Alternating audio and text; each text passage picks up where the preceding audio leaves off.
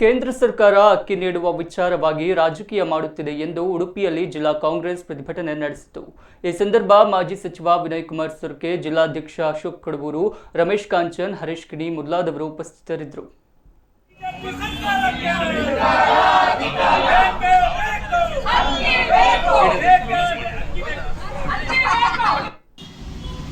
ರಾಜ್ಯಾಧ್ಯಕ್ಷರಾದಂಥ ಡಿ.ಕೆ. ಶಿವಕುಮಾರ್ ಅವರು ಕೊಟ್ಟಂತ ಕರೆಗೆ ಅನುಗುಣವಾಗಿ ಕೇಂದ್ರ ಸರ್ಕಾರದ ಮಲತಾಯಿ ಧೋರಣೆ ಏನಿದೆ ಅದನ್ನ ಖಂಡಿಸುವಂಥದ್ದು, ಅದೇ ಕಾರ್ಯಕ್ರಮ ನಡೆಸುವಂತ ರೀತಿ ಕರೆಯನ್ನ ನಮ್ಮ ರಾಜ್ಯಾಧ್ಯಕ್ಷರು ಇವತ್ತು ಪದವೀಧರ ಮಕ್ಕಳಿಗೆ ಯುವ ನಿಧಿಯನ್ನು ಒದಗಿಸುವಂಥದ್ದು ಕರ್ನಾಟಕ ರಾಜ್ಯದ ಸರ್ಕಾರ ಯಾರು ಕೂಡ ನಿರೀಕ್ಷೆ ಮಾಡಿಲ್ಲ ಇಷ್ಟೊಂದು ವೇಗವಾಗಿ ಈ ಕಾರ್ಯಕ್ರಮವನ್ನು ಅನುಷ್ಠಾನ ಇವನ್ನೆಲ್ಲವನ್ನು ಕೂಡ ಅನುಷ್ಠಾನ ಮಾಡಬೇಕು ಅನ್ನುವಂಥ ರೀತಿಯ ಕಾರ್ಯಕ್ರಮವನ್ನು ಇವಾಗಲೇ ಹಮ್ಮಿಕೊಂಡಿದ್ದಾರೆ। ಇವಾಗಲೇ ತನ್ನ ಕ್ಯಾಬಿನೆಟ್ ಮೀಟಿಂಗ್ ಅಲ್ಲಿ ಇವತ್ತು ಒಂದು ಹಂತದಲ್ಲಿ ಸರ್ಕಾರ ಅನುಷ್ಠಾನಕ್ಕೆ ಬಂದಂತ ಸಮಯದಲ್ಲಿ